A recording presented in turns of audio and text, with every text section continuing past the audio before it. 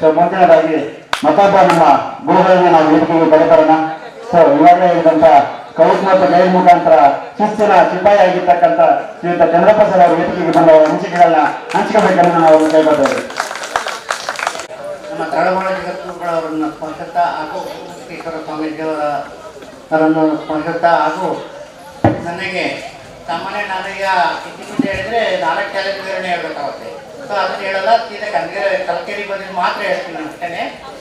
So ನಾನು ಕಲ್ಕೆರಿ transfer ಆದಾಗ ನಾನು ಆ್ಯಕ್ಚುಲಿ ಅಳುತ್ತಾನೆ ಬಂದೆ. ಯಾಕೆಂದರೆ ನನಗೆ ಗೊತ್ತಿಲ್ಲ, ಕ್ವಶನ್ ಫೈಲಾಗಿ ಬಂದಂಗೆ ಆಯ್ತು. ಅಂದರೆ ಯಾರೋ ನನ್ನನ್ನು ಈ ಕರ್ಕೊಂಡು ಹೈಸ್ಕೂಲಿಗೆ ಬಿಟ್ಟು ಮತ್ತೆ ವಾಪಸ್ ಹೋದ್ರು. ಅವ್ರ ಹೆಸರು ನನಗೆ ಜ್ಞಾಪಕ ಬರ್ತಿಲ್ಲ. ಮಡಿವಾಳ ಅಂತ ಇರ್ಬೋದು ಅವರ ಅಡ್ಡ ಹೆಸರು. ಅಲ್ಲ ಮಡಿವಾಳ ಅವ್ರ ಅಣ್ಣ ಮಡಿವಾಳ ಇದ್ದಾರಲ್ಲ, ಅವ್ರ ಅಣ್ಣ ಒಂದು ನನಗೆ ಕರ್ಕೊಂಡ್ಬಂದು ಹೈಸ್ಕೂಲ್ ಹತ್ರ ಬಿಟ್ಟು ಪರಿಚಯ ಮಾಡಿಸಿ ಹೋದ್ರು.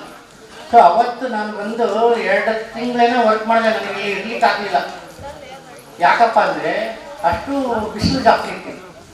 ಆದರೂ ಸಹ ಮತ್ತೆ ನಮ್ಮ ತರಳುಗಳು ಸಂಸ್ಥೆಗೆ ಒಂದು ಪತ್ರ ಬರಬೇಕು, ನನಗೆ ಇಲ್ಲಿ ಇರ್ಲಿಕ್ಕಾಗಲ್ಲ, ನನಗೆ ಆದಷ್ಟು ಬೇಗ ವರ್ಗಾವಣೆ ಮಾಡಿಕೊಡಿ, ಇಲ್ಲ ಡೆಪ್ಟೇಷನ್ ಮಾಡಿಕೊಡಿ ಅಂತ. ಸೊ ಅಷ್ಟರಲ್ಲೇ ನಮ್ಮ ಮಾವ ಮತ್ತು ನಮ್ಮ ಸ್ನೇಹಿತರೊಬ್ಬರು ಗುರುಗಳ ಹತ್ರ ಹೋಗಿ ಕಂಡಿದ್ದಾರೆ. ಅಳ್ದ ಹೋಗಿ ಕೇಳಿದಾಗ ಆಯ್ತಪ್ಪ ಈ ವರ್ಷ ಅದೇನು ಮಾಡೋಕ್ಕೆ ಬರ್ತಿಲ್ಲ, ಇನ್ನು 2 ವರ್ಷಕ್ಕೆ ನೀವು ಬಂದು ಕಾಣ್ರಿ, ನಾವು ಟ್ರಾನ್ಸ್ಫರ್ ಮಾಡ್ಕೊಡ್ತೀವಿ ಅಂತ ಹೇಳ್ಬಿಟ್ಟು ಅವ್ರನ್ನ ಸಮಾಧಾನ ಮಾಡ್ಕೊಳ್ತಿದ್ರೆ ಅಷ್ಟೊತ್ತಲ್ಲಿ 2 ವರ್ಷ ಕಳೀತು. ಸೊ ಅಷ್ಟರೊಳಗೆ ನಾನಲ್ಲೇ ಇಲ್ಲಿ ಎಲ್ಲರಿಗೂ ಚೆನ್ನಾಗಿ ಪರಿಚಯ ಆಯ್ತಲ್ಲ. 4 ವರ್ಷ ಆಯಿತು, ಟ್ರಾನ್ಸ್ಫರ್ ಇಲ್ಲ. 5 ವರ್ಷ ಆಯಿತು, ಟ್ರಾನ್ಸ್ಫರ್ ಇಲ್ಲ. ಸೊ ಕೊನೆಗೆ 7.5 ವರ್ಷ ನಾನು ಇದ್ದೀನಿ. 7.5 ವರ್ಷ ಇದ್ದರೂ ನಾನೇನೇನು ನಿಮಗೆ ನಗ್ಸಿದ್ದೀನಿ ಅಥವಾ ಹೊಡೆದಿದ್ದೀನಿ ಅಥವಾ ಏನು ಅನ್ನೋದನ್ನು ನಾನು ಹೇಳಕ್ಕೆ ಹೋಗಲ್ಲ. ನಿಮ್ಮ ಆತ್ಮ ಮುಟ್ಕೊಂಡು ನೀವೇನೇ ಜ್ಞಾಪಕ ಮಾಡ್ತೀವಿ. ಸೊ ಒಂದು ಹೇಳಲಿಕ್ಕೆ ಇಷ್ಟಪಡ್ತೀನಿ ನಾನು. ಸಾಮಾನ್ಯವಾಗಿ ನನಗೆ 3 ಅಂದ್ರೆ ಭಾಳ ಇಷ್ಟ. ಯಾರೇ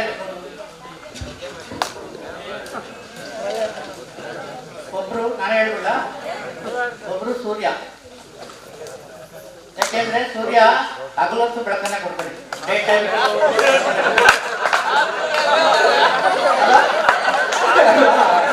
ನೆಕ್ಸ್ಟ್ 2ನೇದು ಚಂದ್ರ. ಯಾವಾಗಲೂ ಬೆಳದಿಂಗಳನ್ನೇ ಕೊಡ್ತೇನೆ ರಾತ್ರಿ ಹೊತ್ತು. ಸೊ ಬೆಳಗಿನ ಊಟ ಎಲ್ಲ ಮಾಡ್ತೀವಿ, ಅವತ್ತಿನ ದಿವಸ ಎಲ್ಲ ಚಂದ್ರನ ನೆನೆಸ್ಕೊಳ್ತೀವಿ. ನೆಕ್ಸ್ಟ್ 3ನೇವ್ರು ಯಾರು ಇರ್ಬೋದು? ವೆರಿ ಗುಡ್, ವಿದ್ಯಾರ್ಥಿಗಳು. ಸೊ ನಮ್ಮ ಜೀವನದ ಲೈಫ್ ಟೈಮ್ ಅವರು ಅಂದರೆ ಸದಾ ನೆನಪಲ್ಲಿರ್ತಕ್ಕಂಥ ವಿದ್ಯಾರ್ಥಿಗಳು. ಅವ್ರನ್ನ ಒಬ್ಬೊಬ್ಬರನ್ನ ಒಂದೊಂದ್ಸರಿ ನೆನೆಸ್ಕೊಂಡ್ರೆ ಒಂದು ನಗು ಬರುತ್ತೆ. ಸೊ ಅಲ್ಲಿ 1 ವರ್ಷ ಜಾಸ್ತಿ ಆಗುತ್ತೆ. ಸೊ ನಮ್ಮ ಮನಸ್ಸಿನಲ್ಲಿ ನಗು ಅನ್ನೋದಿದ್ರೆ, ಈಗ ಸುಮ್ಮನೆ ನಾವು ಮುಖದಲ್ಲಿ ಸಿಡಿಮಿಡಿ ಬಿಟ್ಕೊಂಡು ಅಥವಾ ಸಿಟ್ಟು ಮಾಡ್ಕೊಂಡು ಯಾವಾಗಲೂ ಇರ್ತಿದ್ರೆ ನಮ್ಮ ಆಯಸ್ಸು ಕ್ಷೀಣಿಸ್ತಾ ಹೋಗುತ್ತಲ್ಲಿ. ಸೊ ನಮ್ಮ ಮುಖದಲ್ಲಿ ಯಾವಾಗಲೂ ಸದಾ ಅಸನ್ಮುಖಿಯಾಗಿತ್ತು ಅಂದರೆ ಸೊ ನಮ್ಮ ಆಯಸ್ಸು ಜಾಸ್ತಿ ಆಗ್ತಾ ಹೋಗುತ್ತಂತೆ. ಅಟ್ಲೀಸ್ಟ್ ನೀವು ಓದುವಾಗ ಯಾವುದಾದ್ರೂ ಹಾಸ್ಯಮಯವಾಗಿರ್ತಕ್ಕಂಥ ವಿಚಾರಗಳನ್ನು ಓದಿ, ಪುಸ್ತಕಗಳನ್ನು ಓದಿ, ಅದರಲ್ಲಿ ನಮಗೆ ಏನೋ ಮಂದಸ್ಮೃತಿ ಬರುತ್ತೆ, ಅಂದರೆ ನಗು ಬರುತ್ತೆ. ಸೊ ಉದಾಹರಣೆಯಲ್ಲಿ ನಾನು ಬಂದಾಗ ನಮ್ಮ ಯಾರು ಜಗದೀಶ್ ಮಾಸ್ಟರು ಒಂದು ನನ್ನ ಮೇಲೆ ಒಂದು ಇದು ಕಟ್ಕೊಟ್ರು, ಏನೋ ಪ್ರಾಸ ಕಟ್ಟಿದ್ರು. ಪ್ರಾಸ ಅಂದರೆ ಚುಟ್ಟ. ಇವರ ಹೆಸರು ಚಂದ್ರಪ್ಪ. ಅಂದರೆ ಅವರಿಗೆ ಬರಲ್ಲ ಅನ್ನೋ ಒಂದು ನಂಬಿಕೆ ಇತ್ತು.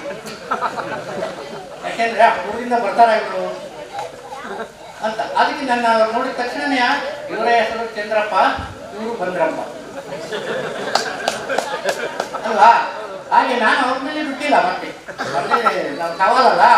ಇವರ ಹೆಸರು ಜಗದೀಶ್, ಇವರ ಮಾತು ಶಬಾಷ್ ಅಂತ ಅಂದೆ. ಅವಾಗ ಏನು ಪರವಾಗಿಲ್ಲ ಸರ್ ಅಲ್ಲಿ. ಸೊ ಹೀಗೆ ನಾವು ಹೇಳ್ತಾ ಹೋದರೆ ಸಾಕು. ಆದರೆ ಇವರು ಯಾರೋ ನಿಮ್ಮ ಟೀಮ್ ಯಾರೋ ವೆಂಕಟೇಶ್ ಅಂತ ಟೀಮು ಕಾರಲ್ಲಿ ಬಂದು ನಮ್ಮ ಮನೆಗೆ ಬಂದಾಗ ಅವ್ರಿಗೆ ಆತಿಥ್ಯ ಮಾಡಿ ಅಲ್ಲೇನೆ ಹೂವಿನಾರ ಹಾಕೋದು. ಇವರಮ್ಮ ಇಷ್ಟೆಲ್ಲ ಹೂವಿನಾರ ಹೀಗೆ ಆಗ್ತಾ ಬಂದ್ರಿ, ಅಲ್ಲೇ ಹಾಕಿರುತ್ತೆ ಎಲ್ಲ ಸಹ ಬೇರೆ ಅದು. ಸೊ ನಿಜವಾಗ್ಲೂ ಅವ್ರು ಹೇಳಿದ ಮಾತು ಈಗ ನನಗೆ ಮಂದಟ್ಟಾಗ್ತೈತೆ. ಇಷ್ಟೊಂದು ಅದ್ದೂರಿಯಾಗಿರ್ತಕ್ಕಂಥ ಗುರುವಿನ ಒಂದು ಪವಿತ್ರ ಗುರುವಂದನಾ ಕಾರ್ಯಕ್ರಮ ಅಂತ ಹೇಳಿದ್ರು ಸಹ ತಪ್ಪಾಗಲ್ಲ. ಅಷ್ಟೆಲ್ಲ ನಾನು ಯಾಕೆ ಅವ್ರಿಗೆ ಕಡಾಕಡಿಯಾಗಿ ಪತ್ರಿಕೆ ಹೇಳ್ತಂದ್ರೆ ನಿಮ್ಮನ್ನೆಲ್ಲ ನಾನು ನೋಡಬೇಕಾಗಿತ್ತು. ಅಂದರೆ ಸ್ನೇಹ ಸಮ್ಮೇಳನ ಕಾರ್ಯಕ್ರಮ ಅಂತ ಇದೆಯಲ್ಲ, ಅಲ್ಲಿ ನಿಮ್ಮ ಎಲ್ಲ ಮುಖಗಳು ನನಗೆ ಪರಿಚಯ ಆಗುತ್ತೆ. ಅದಕ್ಕೋಸ್ಕರ ಅವ್ರದ್ದು ಗ್ರೂಪ್ ಫೋಟೋಗಳು ಸಹ ತರಿಸ್ಕೊಂಡೆ. ಸೊ ಈಗ ಅವ್ರ ಮುಖಗಳನ್ನು ಸ್ಕ್ಯಾನ್ ಮಾಡಿ ನಾನು ಅವ್ರನ್ನ ಅಬ್ಸರ್ವೇಷನ್ ಮಾಡ್ತಾ ಇದ್ದೀನಿ. ಸೊ ಅಷ್ಟೆಲ್ಲ ನಗುಮುಖಗಳನ್ನು ನಾನು ಬರದೇ ಇದ್ರೆ ಮಿಸ್ ಮಾಡ್ಕೊಳ್ತಿದ್ನಲ್ಲ ಅಂತ ವ್ಯತ್ಯೆ ಪಡ್ತಿದ್ದೆ. ಸೊ ಆದರೂ ಸಹ ನಾನು ಏನೇ ಸಮಯ ಇದ್ದರೂ ಅದು ನನಗೇನೇ ಒತ್ತಡ ಒತ್ತಡಗಳಿದ್ದರೂ ಸಹ ಬೆಳಿಗ್ಗೆ 4 ಗಂಟೆಗೆ ಬಿಟ್ಟು ನಾನು ನನ್ನ ಸ್ನೇಹಿತ ಮಲ್ಲಿಕಾರ್ಜುನ್ ಅವರು ನಮ್ಮ ಕ್ಲಾಸ್ಮೇಟು ಅವರಿಬ್ಬರು ಸಹ ನಮ್ಮಿಬ್ಬರು ಸಹ ಹೊರಟು ನಮ್ಮಗಳ ವೆಂಕಟೇಶ್ವರ ಅಷ್ಟೊತ್ತಿಗೆ 4 ಗಂಟೆಗೆ ಫೋನ್ ಮಾಡಿದ್ದಾರೆ. ಅದ್ರ ಜೊತೆಗೆ ಮತ್ತೆ ಗುರುವಿನ್ ಸರ್ ಎಲ್ಲಿದ್ದೀರಿ ಸರ್? ಅಯ್ಯೋ ಬರ್ತಾ ಇದ್ದೀನಿ, ನೀವು ಯಾಕೆ ಚಿಂತೆ ಮಾಡ್ತೀರಿ? ನಾನು 9 ಗಂಟೆ ಒಳಗೆ 5 ನಿಮಿಷ 10 ನಿಮಿಷ ಲೇಟ್ ಆಗ್ತದೆ. ನಾವೆಲ್ಲ ಸರ್ 9 ಗಂಟೆ ಒಳಗೆ ನಾವು ಹೊರಗೆ ಹೋಗ್ತೀವಿ. ಗುರುಗಳ ಪ್ರೊಸಿಷನ್ ಇದೆ. ನಿಜವಾಗ್ಲೂ ನಾವೇನೋ ಹೊರಗಿಂದ ಇಳ್ತಿದ್ದೀವೇನೋ ಆ ರೀತಿ ಸೃಷ್ಟಿ ಮಾಡಿಬಿಟ್ಟೆ ನಾವು ಗುರುಗಳನ್ನ. ಸೊ ನಿಜವಾಗ್ಲೂ ನಾವು ಈ ಕಾರ್ಯಕ್ರಮದಲ್ಲಿ ಎಲ್ಲರೂ ಸಹ ಅಭಿಮಾನ ಇಟ್ಟು ಗುರುಗಳನ್ನೆಲ್ಲರನ್ನೂ ಸಹ ಚೆನ್ನಾಗಿ ಕಂಡಿದ್ದೀವಿ. ನಿಮ್ಮ ಆತಿಥ್ಯ ನನಗೆ ತುಂಬ ಸಂತೋಷ ಆಯಿತು. ಅಷ್ಟೆಲ್ಲ ಈಗಿನ ಈಗೆಲ್ಲ ನೀವೆಲ್ಲ ಯಾಕೆ ಶಿಕ್ಷಿತ ಹೇಳ್ಬೇಕು ಒಂದೇ ಮಾತು. ಶಿಕ್ಷಿತ ಕೂತಿದ್ರಾ ಇಲ್ವಾ? ಇಲ್ಲ ಸರ್ ನಾನು ತೆಗಿಲಿಕ್ಕಿಲ್ಲ. ಇಲ್ಲ ನೀವು ಸುಟ್ಟಾಗೆ ಕೂತಿರೋದು. ಹೇಳಿ ನೋಡೋಣ ಯಾಕೆ ಹೇಳ್ತಾ ಇದ್ದೀನಿ ಅಂದರೆ ನೀವು ನಿಂತ್ಕೊಂಡಿಲ್ಲ ಯಾರು ಕೂತಿರ್ತೀರಿ. ಇಂಗ್ಲೀಷ್ನಲ್ಲಿ ಶಿಫ್ಟ್ ಅಂದರೆ ಕುಳಿತುಕೊಳ್ಳು ಅಂತ. ಸೊ ಅದಕ್ಕೆ ಶಿಕ್ಷಿತ ಕೂತ್ಕೊಂಡಿದ್ದೀರಾ ಅಂತ. ಅಂದರೆ ಯಾವಾಗಲೂ ಹಿಂಗೆ ಕೂತ್ಕೋಬೇಡಿ. ನೀವು ಏನಾದರೂ ಮುಂದುವರಿರ್ತಕ್ಕಂಥ ಒಂದು ಸಾಧನೆಯನ್ನು ಮಾಡಿ. ಸ್ವಾಮಿ ವಿವೇಕಾನಂದರು ಒಂದು ಮಾತು ಹೇಳ್ತಾರೆ. ಏನಂತ ಹೇಳ್ತಾರೆ?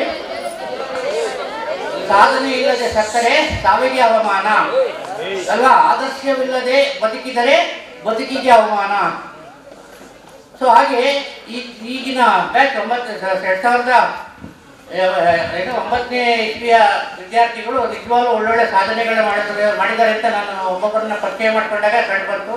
ನಿಜವಾಗ್ಲೂ ಸಂತೋಷ. ದೇವರು ಅವ್ರಿಗೆ ಇನ್ನೂ ಒಳ್ಳೆಯ ಆರೋಗ್ಯ ಕೊಡಲಿ ಮತ್ತು ಒಳ್ಳೆಯ ಸಾಧನೆಗಳನ್ನು ಮಾಡಲಿ. ಮತ್ತು ಇವರು ಈಗೇನು ಹೈಸ್ಕೂಲ್ ಪ್ರೌಢಶಾಲೆಯಲ್ಲಿ ಓದ್ತಾ ಇದ್ದಾರಲ್ಲ ಅವ್ರಿಗೂ ಸಹ ಎಲ್ಲ ಮಾದರಿ ಆಗಲಿ. ಅವರು ಸಹ ಒಳ್ಳೊಳ್ಳೆಯ ವಿಚಾರಗಳನ್ನು ಕಲೀಲಿ. ತಂದೆ ತಾಯಿಗಳಿಗೆ ಒಳ್ಳೆಯ ಹೆಸರುಗಳನ್ನು ತರಲಿ. ಆಮೇಲೆ ಯಾರು ಸಹ ನೋಡಿ ಕಾನ್ವೆಂಟ್ಗಳಿಗೆ ಎಲ್ಲ ಒಟ್ಟು ಮಕ್ಕಳನ್ನು ಸೇರಿಸ್ತಾ ಇದ್ದಾರೆ.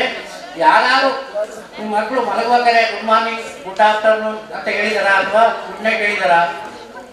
ಸೊ ಅದೇ ಶಾರದಾ ಎಂದ್ರೆ ಇಂಗ್ಲೀಷ್ ಗವರ್ಮೆಂಟ್ ಕಳಿಸ್ಬೇಕಾದ್ರೆ ಅವ್ರನ್ನ ಟಾಟಾ ಮಾಡಿ ಅವ್ರ ಕಾಲ ಕೊಟ್ಟರು ಸಹ ಊಟ ಹಾಕ್ಬೇಕಾರೆ ಕಾಲ ಕೊಟ್ಟಿಟ್ಟು ಅವ್ರಿಗೆ ಟಾಟಾ ಮಾಡಿ ಬಸ್ ಸರ್ವಿಸ್ ಕಳಿಸ್ತಾರೆ. ಅದೇ ಹಳ್ಳಿ ಶಾಲೆಗೆ ಬರುವಂಥ ಮಕ್ಕಳು ಯಾರಾದರೂ ಸಹ ಟಾಟಾ ಮಾಡಿದಾರ ನಿಮ್ಮ ತಂದೆ ತಾಯಿ ಅಥವಾ ನೀವು ಅವ್ರ ತಂದೆ ತಾಯಿ ಮಾಡಿದ್ದೀರಾ? ಸೊ ಇಲ್ಲ ಅದನ್ನೇ ಇಲ್ಲೇ ಉಳಿಸ್ಕೊಳ್ಳಿ. ಅದೇ ಇಂಗ್ಲೀಷ್ ಮೀಡಿಯಂ ಕಾನ್ವೆಂಟ್ ಆಗುತ್ತಲ್ಲ ಅಲ್ವಾ? ಈಗ ನೀವು ಯೂನಿಫಾರ್ಮ್ ನೋಡಿದ್ರೆ ಭಾಳ ಖುಷಿ ಆಗ್ತದೆ. ಇಂಗ್ಲೀಷ್ ಮೀಡಿಯಂ ಸ್ಕೂಲಲ್ಲೂ ಸಹ ಈ ಯೂನಿಫಾರ್ಮ್ ಇಲ್ಲ. ಹಾಗೆ ಒಂಥರ ಯೂನಿಫಾರ್ಮು ಚೆನ್ನಾಗಿದೆ. ಸೊ ಅದಕ್ಕೋಸ್ಕರ ಹೇಳೋದು ಯಾವುದೇ ನಾವು ಗುರುಗಳು ಅಂದರೆ ನಾವು ಏನು ಕಲಿಸ್ಬೋದು? ಶಿಸ್ತು, ಸಂಯಮ ಮತ್ತು ಇನ್ನು ಸಂಸ್ಕೃತಿಯನ್ನು ಕಲಿಸ್ಬೋದು. ಅದ್ರ ಜೊತೆಗೆ ಇನ್ನೇನು ಅಕ್ಷರಾಭ್ಯಾಸಗಳನ್ನು ಮಾಡಿಸ್ತೀವಿ, ಒಳ್ಳೊಳ್ಳೆ ವಿಚಾರಗಳನ್ನು ತಿಳಿಸಿದ್ದೀವಿ. ಸೊ ಅಂತಹ ವಿಚಾರಗಳನ್ನು ನೀವು ಇನ್ನೊಂದು ಸಹ ರೂಢಿಸ್ತೀರಿ.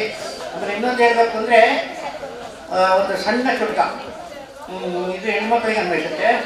ನಾ ಅತ್ತೆ ನಮ್ಮತ್ತೆ ನಾಪತ್ತೆ, ನಾ ಅತ್ತೆ ನಮ್ಮತ್ತೆ ನಾಪತ್ತೆ. ನೋಡಿ ಹೊಸದಾಗೆ ಮದುವಾಗಿರ್ತಾರೆ. ಗಂಡ ಕೆಲಸದಿಂದ ಸಾಯಂಕಾಲ ಬರ್ತಾನೆ. ಹೆಂಡತಿ ಕೇಳ್ತಾನೆ ಎಲ್ಲಿ ನಮ್ಮಮ್ಮ ಅಂತ. ಇಲ್ಲ ಬಿಟ್ಟರೆ ನನಗೇನು ಗೊತ್ತಿಲ್ಲ, ನಾ ಅತ್ತೆ ನಮ್ಮತ್ತೆ ನಾಪತ್ತೆ ಅಂದ್ಬಿಟ್ರು. ಸೊ ಅಷ್ಟೊಳಗೆಲ್ಲ ಏನೋ ಆಗಿದೆ, ಅತ್ತಿಗೂ ಸೊಸೈಟಿ ಅಲ್ವಾ? ಸೊ ಅದೇನು ಹೇಳೋದು ಬೇಡ, ಯಾಕೆಂದ್ರೆ ಏನೋ ಆಗಿರುತ್ತೆ ಗೊತ್ತಿಲ್ಲ. ಅದು ಅವ್ರವ್ರ ಮನೆಗೆ ಬಿಟ್ಟಿದ್ದು. ಆದರೆ ಅದಕ್ಕೆ ಅವಕಾಶ ಮಾಡಬೇಡಿ. ಎಲ್ಲರೂ ಒಂದೇ ಅಂದ್ಕೊಂಡು ಅವ್ರನ್ನ ನಾ ಅತ್ತೆ ನಮ್ಮತ್ತೆ ನಾಪತ್ತೆ ಅಂತ ಮಾಡ್ಕೊಳಕ್ಕೆ ಹೋಗ್ಬೇಡಿ. ಎಲ್ಲರೂ ಹೊಂದಿಸ್ಕೊಳ್ಳಿ. ಆಮೇಲೆ ನೆಕ್ಸ್ಟ್ ಈಗಿನ SLC ವಿದ್ಯಾರ್ಥಿಗಳು ಚೆನ್ನಾಗಿ ಓದಿ. ಮತ್ತು ನಮ್ಮ ಈಗ ರಾಠೋಡ್ ಸರ್ ಇದ್ದಾರೆ, ಅವ್ರನ್ನ ಚಿತ್ರದುರ್ಗದಲ್ಲಿ ಪರಿಚಯ ಆದರು. ನನಗೂ ಅವ್ರಿಗೂ ಒಂದು ಚೆಸ್ಸಲ್ಲಿ ಕಾಂಪಿಟೇಷನ್ ಇತ್ತು. ಆಮೇಲೆ ಇಲ್ಲಿ ಸ್ಟಾಫು ಸಹ ಚೆನ್ನಾಗಿದೆ, ನೋಡಿದ್ರೆ ಗೊತ್ತಾಗುತ್ತೆ. ಕುಮಾರ್ ಮಾಸ್ಟರ್ ನಾನು ಹೊಸದಾಗಿ ಅಪಾಯಿಂಟ್ ಇಲ್ಲಿ ಇದ್ದಾಗ ಹೊಸದಾಗಿ ಅಪಾಯಿಂಟ್ ಆಯಿತು ಕುಮಾರ್ ಮೂರ್ತಿ ಅವರು. ಅವಾಗ ನಮ್ಮ ನೋಡಿ ಭಾಳ ಖುಷಿ ಪಡೋರೆ. ನಿಮ್ಮಂತ ನಿಲ್ಬೇಕು ಹಾಗೆ ಹೇಗೆ ಹೇಳ್ತಿದ್ರು. ಅದು ನಾನೆಲ್ಲ ಇರಕ್ಕೆ ಬರೋದಪ್ಪ, ನಮ್ಗೆ ಈಗಾಗಲೇ ಟ್ರಾನ್ಸ್ಫರ್ ಕೊಟ್ಟಿದ್ದಾರೆ, ಬೇರೆಯವರಿಗೆ ಹೋಗಬೇಕಾಗಿದೆ. ಹಾಗೆ ಇಟ್ಟು ಹೇಳಿ ನಾನು ಮತ್ತೆ ಹೇಳಿದ್ದೇನೆ, ಹೇಳಕ್ಕೆ ಹೋಗಲ್ಲ. ಸೊ ನೀವೆಲ್ಲರಿಗೂ ಸಹ ದೇವರು ಒಳ್ಳೆಯದನ್ನು ಹಾರೈಸಿ ನಿಮ್ಮ ಮುಂದಿನ ಜೀವನ ಚೆನ್ನಾಗಿರಲಿ. ಮತ್ತು ಯಾವಾಗಲೂ ಒಳ್ಳೊಳ್ಳೆಯ ಪುಸ್ತಕಗಳನ್ನು ಓದಲಿ, ಸದಾ ನಂಬಿಕೆ ನೀಡಿ ಎಂದು ಹಾರೈಕೆ. ಇನ್ನೂ ಹೇಳಬೇಕಾಗಿದೆ, ಆದರೆ ಬೇಡ, ಇನ್ನೂ ಬೇರೆ ಬೇರೆ ಮಾತಾಡೋರು ಇದ್ದಾರೆ, ಅವರಿಗೆ ಅವಕಾಶ ಮಾಡಿಕೊಡೋಣ ಅಂತ ಹೇಳಿ ಎಲ್ಲರಿಗೂ ಹೊಂದಿಸಿ ಮತ್ತೊಮ್ಮೆ ನಾನು ತಮ್ಮೆಲ್ಲರಿಗೂ ಹೊಂದಿಸಿ ನಮಸ್ಕರಿಸಿ ನನ್ನ ಮಾತುಗಳನ್ನು ಮುಗಿಸ್ತೀನಿ. ಮತ್ತು ನಮಗೆಲ್ಲ ಮಾರ್ಗದರ್ಶನ ನಮ್ಮ ಜೀವನ ಮಕ್ಕಳ ಪ್ರದರ್ಶನಕ್ಕೆ ಮುಂದುವರಿಸಿ ವಿವೇಕಾನಂದರ ನೆನೆಸಿದರು ಶ್ರೀಯುತ ಚಂದ್ರಪ್ಪ ಸರ್ಗೆ ಧನ್ಯವಾದಗಳು.